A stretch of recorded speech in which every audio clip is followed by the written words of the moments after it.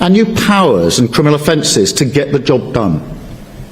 So the police will be able to seize the phones and devices of migrants arriving on our shores and gather intelligence about the smugglers. The police will be able to act when they've reason to believe preparations are being made for criminal activity, instead of waiting for a crime to happen before they can act. And it will be an offence to endanger lives at sea, to prevent more tragic deaths in the Channel. We're also deploying resources away from the Tories' wasteful Rwanda scheme, a scheme that spent over £7 billion of taxpayer money to remove just 4 volunteers. Now, you know, even if that scheme had gone well, they were claiming that they might remove 300 people a year. Well, since coming to office, I can announce today we've returned more than 24,000 people who have no right to be here. That would have taken the Rwanda scheme 80 years to achieve. That's what I mean about not giving in to gimmicks. Just focusing our efforts and resources on the nuts and bolts of removing people, getting the asylum system working properly. That's how we've delivered the highest return rates for 8 years and the 4 biggest return flights ever. We're also ramping up the deportation of foreign national offenders, with a new team of specialist frontline staff going into our prisons, speeding up the removal of prisoners who have no right to be in this country. Now, all of this is providing a real disincentive to people thinking about coming to Britain illegally. But if we're talking about incentives, we need to talk about the people smugglers as well. Because they don't care about borders. They don't care about the people that they traffic. They don't care about our country and our people. They only care about one thing: money. They make huge profits out of ruining people's lives. A few months ago, I went to see some of the boats that have been seized at the NCA headquarters. Now, we call them small boats, but honestly, they're not worthy of the name boat. I don't know what you would call them. To me, they look like death traps. Flimsy, rubber, no firm structure. You wouldn't even let your children climb aboard, even for a second, in shallow water. Seriously, if they were a car, they'd be off the road in minutes. The police would intervene. And don't tell me they've got any other purpose other than people smuggling.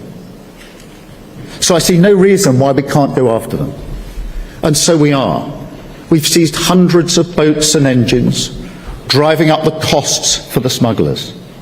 We've taken down 18,000 social media accounts. That's 10,000 more than last year, disrupting the way smugglers promote their services. And more than that, we've announced a new treating people smugglers like terrorists, freezing their assets, banning their travel, putting them behind bars where they belong. But just as important, putting their entire model out of business, securing our borders on behalf of working people. Because, as I said at the start, this is about fairness.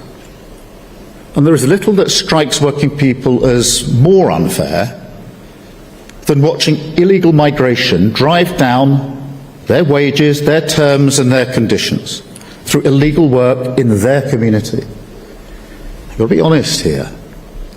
For too long, the UK has been a soft touch on this. Whilst the last government were busy with their Rwanda gimmick, they left the door wide open for illegal working, especially in short-term or zero-hours roles, like construction, beauty salons and courier services. And whilst, of course, most companies do the responsible thing and carry out right-to-work checks, too many dodgy firms have been exploiting a loophole to skip this process, hiring illegal workers, undercutting honest businesses, driving down the wages of ordinary working people. And all of this, of course, fueling that poisonous narrative of the gangs, who promise the dream of a better life to vulnerable people, yet deliver a nightmare of squalid conditions and appalling exploitation. Well, today we are changing that, because this government is introducing a tough new law to force all companies to carry out these checks on right to work. They take just minutes to complete, so they're not burdensome for business, free of charge. So there's no excuses and no ability to claim that they didn't know they had illegal workers. And failure to comply will result in fines of up to £60,000, prison terms of up to 5 years, and the potential closure of their businesses. In a decisive address at the Organised Immigration Crime Summit in London, Prime Minister Sir Keir Starmer underscored the imperative for a unified international front to combat illegal migration and human trafficking, drawing parallels between people, smuggling networks, and terrorist organizations. Starmer advocated for treating these criminal enterprises with equivalent severity. The summit convened representatives from over 40 nations, including the United States, Iraq, and France, alongside tech giants like Meta and TikTok, to deliberate on strategies to dismantle smuggling operations and curb their online proliferation. Starmer emphasized the necessity of cross-border cooperation, stating we've got to combine our resources, share intelligence and tactics, and tackle the problem upstream at every step of the people's smuggling routes. In conjunction with the summit, the UK government unveiled a series of initiatives aimed at fortifying border security and disrupting illicit migration channels. A notable allocation includes £30 million dedicated to addressing global trafficking routes and the financial mechanisms that sustain them. Additionally, the Crown Prosecution Service is set to receive £3 million to enhance its international prosecutorial efforts.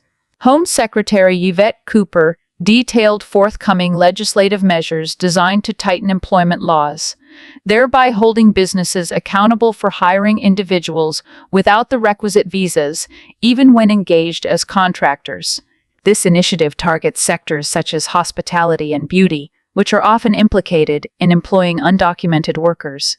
Despite these assertive steps, the UK continues to grapple with a surge in channel crossings, with over 5,000 individuals making the journey this year alone, a figure surpassing totals from previous years during the same period. Cooper attributed this uptick partly to favorable weather conditions, acknowledging the persistent grip of criminal gangs on migration routes. The government's approach has elicited a spectrum of reactions. Critics, including Nigel Farage, contend that the current strategies mirror past shortcomings, citing a 31% increase in small boat arrivals under Labour's tenure.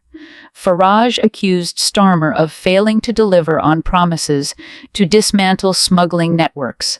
Conversely, proponents argue that the emphasis on international collaboration and systemic reform marks a pivotal shift from prior policies, such as the Conservative government's Rwanda asylum plan, which was scrapped by Starmer upon taking office. The establishment of the Border Security Command, tasked with coordinating efforts among immigration enforcement, MI5, Border Force, and the National Crime Agency, exemplifies this strategic pivot. As the UK navigates the complexities of illegal migration and human trafficking, the efficacy of these multifaceted initiatives remains under scrutiny.